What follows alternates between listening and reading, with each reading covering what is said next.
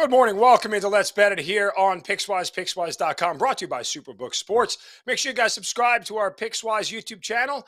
Leave some notes in the comments. Let us know what questions you have as well. Download the Pickswise app, which is available on the Apple Store and Google Play. I'm Mark Zinno. He's Jared Smith here for a Wednesday edition, getting you over the hump here as we turn towards the weekend. We'll get some Week 7 NFL line moves, Jared. We'll talk some Major League Baseball, key games in college football with a huge slate up this week, and, of course, our plays of the day. And first, we will start by congratulating each other and saying welcome to the American League Championship Series. Yes. Oh, we have audio problems, Jared. Unmute yourself. Bring yourself into the fold here. Somebody fix something. I'm the only one talking, and nobody wants to hear me. Uh-oh. All right. Are we back now? Are we good? There he is. There he is. Welcome. Is this Kyle? Did Kyle mess up 2 days ago on the audio? I think he was muting me because he knew I was about to brag about a Yankees win last night. Actually, it really wasn't at night. It was kind of like during the day, but regardless. Very exciting stuff. But I'll be honest, this is a very tough move for them. You win last night, you get on a plane, you go to Houston. The Astros have been chilling since Saturday, right? Saturday, I think is when that ridiculous 18-inning game finished. And now we wait, and they get to wait, and the Yankees had to play yesterday. So we'll see how fresh they are, but still a very exciting game. Yeah, I mean, again, I almost made full disclosure the Houston Astros -1.5 at +105 my play of the day. Like just fading the Yankees after celebrating and everything else. I mean, thankfully it wasn't a night game they played. They at least had some time to get to Houston, get to bed at a normal hour, and they play a night game tonight. So there is some small reprieve. That's true. I don't like Tyone starting tonight at all.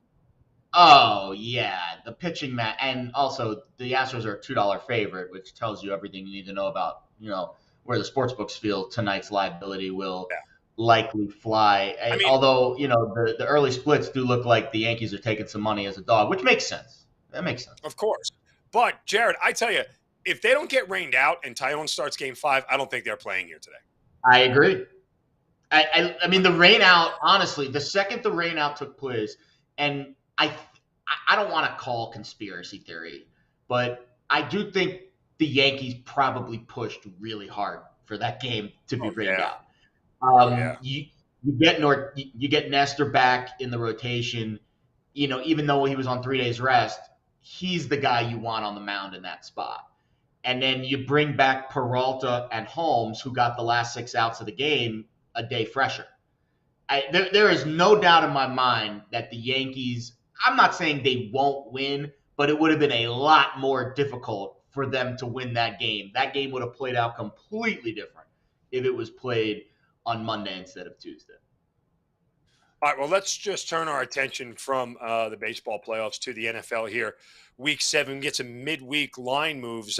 Falcons at Bengals total opened up at 45, has moved up to 47, which is a little bit interesting because this is a Bengals team that hasn't exactly lit the world on fire this year when it comes to offense. Not typically like we would have expected. Again, just go back to their game against the Ravens on Sunday night. They only scored 17 points. For some reference, the Falcons and the Ravens have pretty much the exact same statistical numbers on defense. They're not very good, statistically at least, and they both give up around 22 points a game. So I'm surprised this is trending in that direction. I was on the wrong side, thought the game would go over the total last week, and it fell just short by a field goal or a touchdown, depending on the way you want it to go. San Francisco took their sweet old time in the fourth quarter trying to get back into a 2-score game, which was really irritating to watch if you were an over-better like myself. All that said, Jared, I mean, surprised by this line movement? A little bit. I will say this. We're starting to see Cincinnati's offense percolate a little bit. Maybe the trip down the bayou where, Burrow and Chase won that natty, maybe that rejuvenated them a little bit. After starting 0-2, which the first 2 weeks of the season were really rough for Cincinnati's offense, the Bengals now 6th in offensive efficiency, 9th in defensive efficiency, over the last 4 games since that 0-2 start. They're 3-1 in those games. Joe Burrow's 3rd in quarterback rating behind our buddy Gino and Josh Allen. So it's been positive for the Cincinnati offense and the defense since that 0-2 start. The Falcons defense really struggles. They're 30th in defensive, schedule-adjusted defensive efficiency this season. They bend, don't break. They give up a ton of yards. It is interesting. It is interesting. So, and the other thing I'll note on this game, too, both teams give up a ton of pressure. The both offensive lines have been really bad, but neither defense has generated a ton of pressure. Actually, the two lowest adjusted sack rates in the league, Cincinnati and Atlanta. So I see both offenses, I see both quarterbacks with time, and I see both offenses with an opportunity to move it. That key number of 44, the key total, it blew past that from 43.5, now 45. Again, 44 is a pretty important total in the totals world. 51 and 44 are the two most landed on. So I think it's pretty bullish to me that we're going to see some points in this game. Yeah, well, the Falcons and sacks go together like peanut butter and a child with a deadly nut allergy. It doesn't work that well. Next game, Jets and Broncos. Line opened up at Broncos -3.5 at home on a short week, no less, too. Now it's down to 1.5. Is this just the public backing the Jets, or is there something else sharper here? Man, the Broncos are so bad. I have so many feelings about this Broncos team. Let me just tell you, first of all, that this Broncos defense is like a top 5 defense. Patrick Surtain did not allow a reception in coverage in that game against the Chargers, and he was guarding Mike Williams the whole game. He made Mike Williams look like Magellan just disappeared off the face of the earth, like the Bermuda Triangle.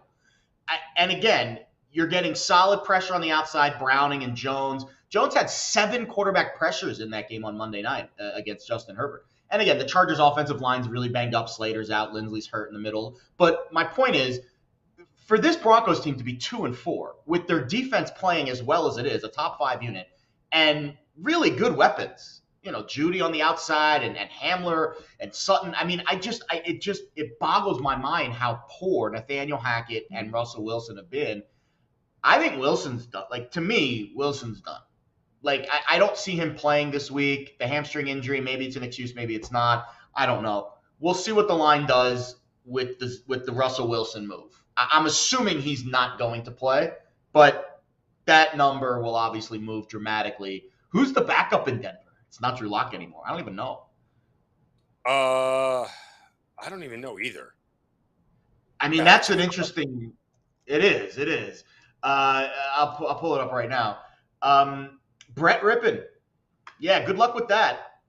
Again, and the Jets have been playing some really good football right now. The Jets right now, we're starting to see the offense come alive with Zach Wilson. They're a top 15 rush offense with him back in the lineup over the last 3 games. Their defense, you want to talk about secondaries. We talked about the other guy, Surtain. Sauce Gardner, 6 targets, 42 snaps, allowed just 1 reception and 8 yards on Sunday. Against I know the Packers offense isn't exactly world beaters right now, but it's still Aaron Rodgers playing quarterback. It's his 3rd time this season allowing 10 yards or fewer in coverage. He's playing like a top 5 corner too in his rookie season. So the defense is playing well for the Jets. The defense is playing well for the Broncos. No idea what we're going to get on offense for Denver. I mean, it feels like an under game, right? 10-7 up there at Mile High. But it's tough to back anything Denver related right now, even though you're getting a big discount on this line. All right, one more game. Texans at Raiders. The Raiders coming off a bye here. Totals moved from 43.5 to 45.5. The Raiders offense at some point feels like it has to explode and start to get to 30 points a game. Might be a get-right spot for them offensively against Houston. Not saying that the Raiders necessarily going to cover, but offensively it feels like they have a chance here. Yeah, both teams off the bye. The Raiders had that very, tough game two Monday nights ago against the Chiefs. Probably favorable that they went into their bye after that game. The Texans have I know they beat the Jags and it's a nice win, but that game was so ugly. And the rest of the defense, the Texans defense has the most missed tackles in the league. So I expect the Raiders, who, by the way, and I looked this up, the adjusted line yards, I did not expect to see the Raiders offensive line leading the NFL in line yards created. Now, a lot of that was probably in the one game against the Broncos where Josh Jacobs went bananas. But my point is, I viewed this Raiders offensive line in my mind very differently than what the numbers are telling me. So, yeah, I do expect Vegas to start to play better on offense. If the offensive line's playing well and Josh Jacobs is running the football, we know what Derek Carr and Devontae Adams can do on the outside, and they've got some really nice pieces around him. So I I think this is a Raiders blowout kind of game, but I understand why you'd be hesitant to lay a big number with them. Ideal teaser spot, right? Especially if this gets to 7.5, you get the Raiders down to a pick 'em basically. Davis Mills, his numbers. There's one thing I'd like to point out about the teasers this year. The way they have gone, okay? The way they have gone this year with a lot of those 7.5s, 8.5s going under a field goal. I'm not doing that again. Not for a while until I see some normalization of it. I'm only going the other way. I'm only taking it because the dogs end up winning, especially within the division. When you get divisional dogs, take those things up past 7. I don't want to go the other way right now. Again, we saw the Packers lose to the Jets. You know, we saw the Buccaneers lose to the Steelers. All those were the ones where the big number got down to the little number. Small piece of advice from me: with teasers now. Yeah, right. Teasers for now. I'm only taking a smaller spread past 3 and 7, not doing it the other way because I've seen too many better teams. Well, you know, we talked to Casey Degnan, who does a great job for the Superbook, helping me out with the columns every week, the best bets columns. His insight is so invaluable. Every time I do give him my teaser legs of the week that I like, he tends to lean on small dogs to big dogs. And I agree. I think especially because of the unders that have been hitting in the NFL, we're seeing less points. You know, we're seeing less scores. We're seeing less points. Points are more valuable. So it makes sense to make small dogs bigger dogs. It really does increase your win percentages if we're continuing to see a downtrend in scoring. That could change. Offenses could figure it out. But even Tom Brady, and you know, our Pickswise crew tweeted this out yesterday, the little nugget with him talking about overall play of the league. And he said, yeah, I'm watching a lot of bad football. And, you know, his team was one of those teams on Sunday that was pretty poor in the offensive end, at least. And I think it fits the narrative that we're seeing a lot of sloppy play, bad play calling, especially in the red zone, and just overall bad football. And that tends to lead to unders. And that's what we're seeing. Well, from bad football to good football, from pro to college, we got some big games on tap this weekend, Jared. Bunch of undefeateds matching off this week, particularly in the ACC, and some big-time games that will impact conference play, to say the least. But Syracuse at Clemson, the upstart Syracuse Orange, remain undefeated. They'll travel to Clemson, South Carolina, getting 13.5 points here in a total of 49. You know, I've studied this game a bunch of different ways here, and I am stuck right now on one of two things. Syracuse hasn't really played anybody. Their only true road game this year was at UConn, and that doesn't count. Going into Death Valley is not the same as playing UConn. That's a little bit troublesome. But Clemson this year has been good enough to beat short spreads, but not great enough to beat big spreads. So I lean Syracuse. I like it. I think the one rating system that I'm looking at here, there's a few rating systems that I look at every week that are doing pretty well against the spread this year. The one that I really like that's done the best against the spread this year has this game at 7. I think that's probably a fair line for this game. Listen, Syracuse has played well. They really have, and they've surprised me a couple times. We've faded them a couple times. You know, I really thought that game against Virginia, that random Friday night game, was a good spot for them to lose.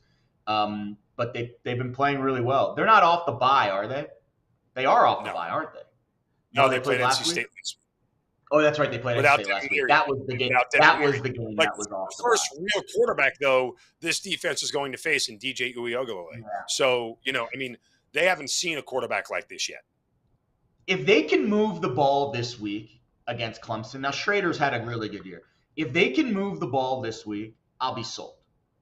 Because they moved it a little bit against NC State, and that's a good defense.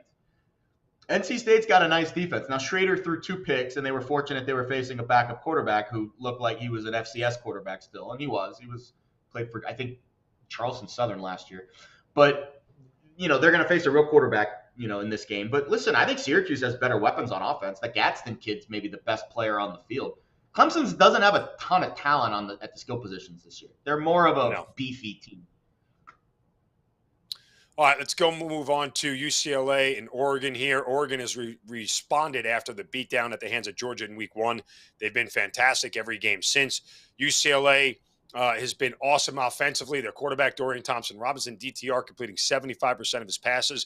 They convert on something like 57% of their third down conversions offensively. They can score with the best of them in the country. Their defense may be a little bit suspect, but, this is a game right here that it's like styles make fights.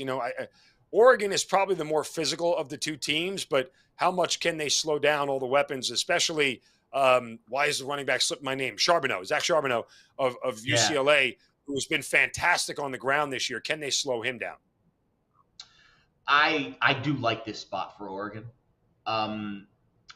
There's a big trench edge here, especially Oregon's offensive line, which is third in that line yards created stat that I love so much. And then the Bruins defensive line, 99th in that category. And again, Oregon's offensive line's only allowed 1 sack all season. So I think Oregon's going to move the football. You're right. Can the Ducks defense slow down what's been a pretty solid UCLA offense, pretty efficient UCLA offense this season? Again, UCLA is 6th in that line yards created category. Oregon's top 20 on defense. So that's going to be the push-pull. But I think Oregon's offense is going to move the ball here. And to me, the difference, the edge really on offense besides the offensive line, Bo Nix at home's a different quarterback. 9 touchdowns, no picks this season. He's been great all year long, honestly. He's been he has. He's been great all year long. Yes. Yeah. I honestly think that Auburn regrets letting him leave, right? I don't know if they let him leave or he wanted to leave. I don't know what the story was there. But Oregon's very happy to have him under center because, listen to these splits for his career. 34 touchdowns, 4 picks at home in his career, 16-15 on the road. And this year it plays out exactly that way, 9-0 at home, 3-3 on the road. He is a different quarterback at home. I don't know if it's the travel or just the overall vibe, the silent counts. I don't know what it is, but it's a definable trend over a 4-year, now 5th-year career. Bo Nix at home under a touchdown to me is a bet. And I think at 6, it's a bet for me this week on Oregon. Obviously, he's got a whoopee and a pillow that he loves at home that he doesn't take on the road with him. So that's the ultimate difference. One final one, Kansas State at TCU.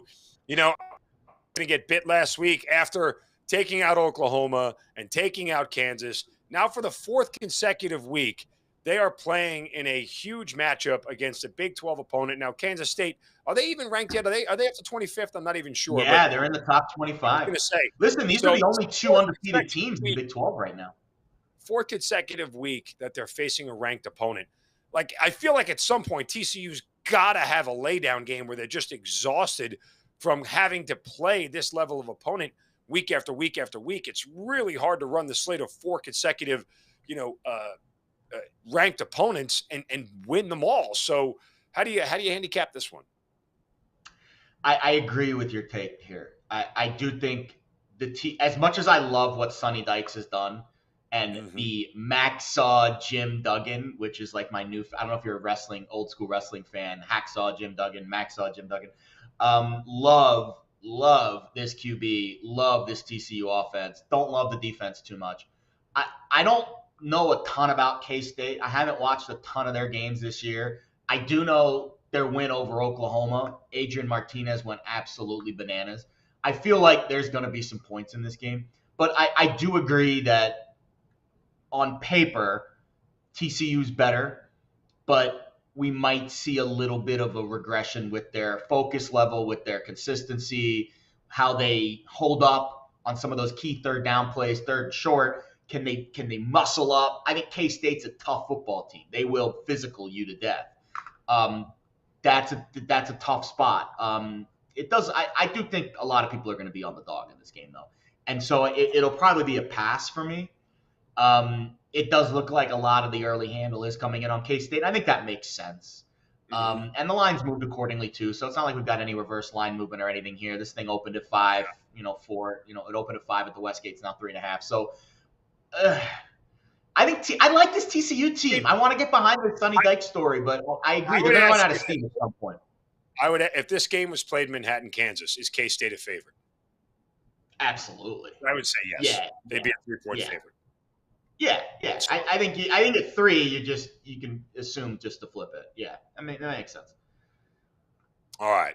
Let's pivot here back to Major League Baseball and even talk some NFL. Iain MacMillan joining us from BetSided, senior editor for BetSide. You can follow him on Twitter at Iain MacBets. That's EIAINMACBETS. Iain MacMillan joining us here on Let's Bet It. Good morning, Iain. Welcome, brother. All right. We will get his audio corrected here in a moment. Once again, we're going to talk some Major League Baseball with him as well as the NFL. Want to get some reaction from Iain on yesterday's Major League Baseball games. And can the Yankees overcome the scheduling issue that they have now, having to play a Game 5, go right to Houston, and then take on the top-seeded Astros? Iain, your thoughts there? Is my audio fixed now? Yeah, let's go. There he is. Not sure what happened there. Sorry, you're asking me about the Astros and the Yankees, was it? Yeah, how the Yankees are going to overcome, if they can overcome the scheduling and the fact that their rotation isn't set up to go into Houston, a team that has had their number for many years now, and the likelihood they can overcome that and win a series. Yeah, I don't think they can. I'm low on the Yankees in this series. I think the Astros are by far the best team in the American League. I said it heading into the playoffs. I still believe that to be true now. They just kind of have it all. They have the bullpen to do it. They have the starting rotation. Listen, you could probably make 2 full-on starting rotations out of the pitchers that the Astros have. It's ridiculous. I don't think the Yankees have the depth to do it. They can be exciting to watch because this Yankees team can hit home runs, but if you look at their batting average, it's not been good in the postseason. And I think you need more than the occasional dinger if you want to keep up with this Astros team. So, no, I will be betting on the Astros throughout this series. I don't think the Yankees have the depth or the consistency on offense to hang with them. But also, as a Blue Jays fan, I might be biased. I do not want to see the Yankees win whatsoever, especially now that I'm living in New York. It'll be not fun if the Yankees win the World Series. You don't know fun until the Yankees have won a World Series in New York, okay? That's all I'm going to say. It is a valid point. Mark makes a very valid point. The only point that I have against it is back in June, I made a 4-1 Astros American League pennant bet that is very close to hitting. So my wallet is saying one thing, but my heart, the ticker, certainly still bleeds pinstripes. I think it's going to be an interesting series. Listen, I as much as Cleveland was a nice story and Seattle was a nice story, it was always the Yankees and the Astros this year, right? Like, I know the National League, we saw a little bit of an upset of the apple cart with the Dodgers. I would have liked to see Dodgers-Padres 7-game series, frankly. But the way that the schedule worked out, it just didn't happen. I think we're getting the filet mignon in the ALCS with the Yankees and the Astros. I'm excited to see that play out. Let's talk about the other series. Phillies-Padres day game today. With the weird, right? It is a day game this afternoon, I think. 4:37, yeah. I'll be honest. I don't love that in San Diego. But what do you make of this series? It is. Baseball scheduling makes absolutely no sense. Hey, here's a weird note. Like, the NFL puts games on at 1 o'clock, like multiple ones. You know, you can watch different ones at the same time. Because in reality, nobody who's in New York or Houston, okay, is like, let me stay up and watch the Phillies-Padres game because it's on. That's not what baseball fans do. It's regionalized. You can put them on at the same time. It's not the end of the world. Yeah. Iain, what do you make of that series? You know, Phillies win last night. They're like Philly's like the hottest city in sports right now. Can they keep this up? The Padres going to be a quick exit here after that big emotional series win over the Dodgers? Yeah, the Phillies actually were my before the playoffs. They were my pick to win the National League. I'm kind of high on the Phillies here. They kind of remind me of the Washington Nationals a couple years ago when they went on to win the World Series.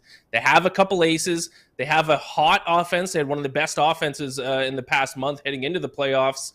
Their bullpen was their biggest weakness, but don't forget when the Nationals won the World Series a few years ago, they had the worst bullpen ERA heading into the playoffs. So you can get through the playoffs with a bit of a shaky bullpen if you manage it right. So I like the Phillies. They're taking on Blake Snell tonight, and they've performed well against Blake Snell in his 2 starts this season. They generally hit a lot better against left-handed pitchers.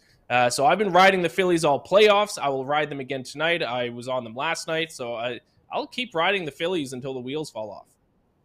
Yeah, and Don't you can ride the ball that Kyle Schwarber hit 490 feet last night. That was a moonshot and a half. That thing was ridiculous. And he's been the crazy part is they beat the Braves with Kyle Schwarber having one hit and 20 at bats. Like they didn't even have their best offensive player provide any spark for them in that series, and ended up taking. I love the Phillies lineup. I told people here in Atlanta, you wanted no part of the Phillies coming out. You better hope that the Cardinals win that series, because that lineup scares the hell out of me. They can mash the heck out of the baseball, and that sometimes is enough to carry you through. It's not always, but you're not exactly talking about. It's a good Padres pitching staff, but it's not dominant like the Astros is, or even to a certain extent when the Braves were healthy, their staff, they don't have that kind of dominant stuff. Yeah, I agree. All right, let's move on to the NFL here, Ian. Russell Wilson continues to be the most perplexing player in the NFL. Outside of the first quarter that we saw on Monday night, he just stinks. There's no cooking. There's no Mr. Unlimited. There's very limited. And whether it's his coach or his running game or his offensive line, there's just too much talent at each position for this offense to be bad. What's going wrong in your opinion? I think a big issue is their red zone offense. Because if you actually look at like yards per play, they're around average. They're not good, certainly, but they're dead last in the NFL in red zone touchdown scoring percentage, only scoring a touchdown on 20% of their red zone trips. So I think that's playing a big factor in it. But other than that, I don't know what it is. This is going to turn out to be one of the worst contracts in recent NFL history unless Russell Wilson starts to pick it up a little bit here. And I think that kind of like cheesiness that he has, that can work when you're on a good team and a winning team and you can get kind of your teammates to buy into it. But when you're a bad team and you're not playing well, that kind of a personality is going to rub your teammates the wrong way. So they need to start winning and doing it in a hurry, or else this team's going to fall apart. But yeah, I think their biggest issue is just getting in the end zone when they get down to the red zone. 20% red zone touchdown scoring percentage is terrible, and that's going to kill a team in the long run. Yeah, Denver has a problem right now. They signed Nathaniel Hackett hoping that he would bring over Aaron Rodgers. And not only did they not bring over Aaron Rodgers, but then they went and gave up a ton of capital to go get Russell Wilson. And to me, he won't finish the year at the starting quarterback position if he keeps playing like this. Like I would make up an injury if I were him. I don't know if the hamstring injury is legit or not. It looks like it is. But I mean, it is getting to the point of embarrassment with this Broncos offense. And the hopes were very high, but it just hasn't been there. All right, speaking of high hopes, I think both of these teams have relatively underperformed some expectations so far in the AFC South, but they're both still right there in the mix. That's because the Jaguars have kind of come back to earth a hair. Colts and Titans play this week, and over the last few years, Ian, this has been the big rivalry in the AFC South. These have been the real only two teams that have had any success in this division for a number of years, and we're starting to see maybe Indy play a little better, even though the defense was gashed on Sunday. At least we saw Matt Ryan finally step up. For the Titans, off the bye, they've had some, defensive issues of their own, but I think their offense, despite lack of weapons, still playing relatively well with Tannehill and Henry. Pretty even line this week. Titans laying about 2.5 at home. Do you think it's fair, and do you have a lean here? I think this is probably my favorite bet of the week, or at least one of my favorites, is for the Colts to win this game outright, because I think the Titans are a bottom 3 team in the NFL. Kind of like last year, they were terrible, but they find ways to win games. To be fair, they've done the same this year at 3-2. But you look at them statistically, I mean, dead last in net yards per play. Their defense is a big reason for that. Second last in opponent yards per play. Only the Lions are giving up more yards per play than the Titans. And even though the Titans beat the Colts back in week 4, I believe it was, the Colts did generally outplay them. I mean, and yards per play at 5.8 for the Colts, 4.7 for the Titans. But it was a -3 turnover differential for the Colts. And a lot of those turnovers, I think at least 2 of them came down in scoring position. I remember there was a Jonathan Taylor fumble late on what would have been a touchdown tying drive. Yeah. So I think this Colts team is the better team. And historically, we have seen under Frank Reich, this Colts team start slow at the beginning of the season. So if history proves to be true this year, then last week might have been an indication of them trending in the right direction and finally getting some momentum. So I like this Colts team. I think they win outright. I think they avenge their loss to the Titans, just like they did against the Jaguars last week. One more real quick, Ian. Bills Chiefs, we saw it play out. Bills get the better of them. I mean, that doesn't mean it'll go that way in the playoffs, but is it, I mean, are the Bills that much decidedly better than the rest of the league at this point in time? Yeah, I think they are. I mean, yeah, anything can happen on any given day for sure, but I think the Bills' defense is kind of what separates it from the pack. They are truly a top 2 or 3 defense in the NFL right now, and to pair that with the offense that they have, truly fantastic. I would like to see them be able to run the ball a little bit better. I think that might be a little bit of a weakness of theirs. You can't necessarily just throw the ball all over every single team in the NFL. So if they can, saw rumors last week, I'm sure you guys saw it too, of them potentially signing Christian McCaffrey. I mean, if they sign Christian McCaffrey, unless something weird happens, you may as well hand them the Lombardi trophy, because this is the Bills, I think, are the most complete team in the NFL. And I think it's by a significant margin as well. He is Phillies today, huh? Keep an eye on it. Is that all you have for today there, Ian? That was it on my end. I just wanted to reinforce Ian's Phillies pick to the audience before we let him. Well, that's why I was asking one more time. Sure. All right, Phillies. Let's go. Let's go. Phillies. Check him out on Twitter at Iain MacBets, IAINMACBETS. Iain MacMillan. Thanks for the time this morning. We appreciate it. Good luck with your bets. Thanks. We'll do it again soon. Great job, bud. Take care. Good luck, man. All right, great information as always from our buddy Ian. Again, check him out on Twitter at Iain MacBets. Before we get to our plays of the day, Jared, want to remind our viewers that Let's Bet It is presented by Superbook Sports. Go to superbook.com or download the app today. And this season, we're all rooting for safeties. That's because Superbook will give you a $50 bonus on each safety scored this season. All you got to do, place a $100 pregame bet on any spread or total. If there's a safety scored in any game on Sunday, you get a $50 bonus. Visit superbook.com for terms and conditions. Jared, what is up on the Pickswise website for our plays of the day? 3-star version, 3-star variety, my good friend? There's a lot, my man. We got Mark Lammy chiming in on the Yankees Astros. We're not going to like the pick, but it's hard to disagree with it, even though it's juicy as heck. Ton of hockey, ton of basketball. Trevor Mack, one of our NHL cappers, chiming in on the Jets abs. Mark Lammy also has a Blues Kraken money line. And then Hermantas Nita, Hornets Spurs total. So we got 4 picks: baseball, hockey, basketball. And then tomorrow, we've got a sports equinox, my friend. I'm going to place – I haven't bet on any hockey or basketball yet this year. But in honor of the equinox tomorrow, I will give out a 4-team, 4-sport parlay. Just for shits and giggles. Not for a lot, obviously. For those who are wondering, all 4 major sports sports equinox, you have a football game, a professional football game, professional baseball game, professional basketball game, professional hockey game, all on the same day, which is the opposite of the day before and the day after the Major League Baseball All-Star break, where there are none of those 4 things happening. So the sports doldrums, we'll call that. Yes, the sports doldrums. All right, time for our plays of the day. My good friend, tee it up, kick us off. What do you got?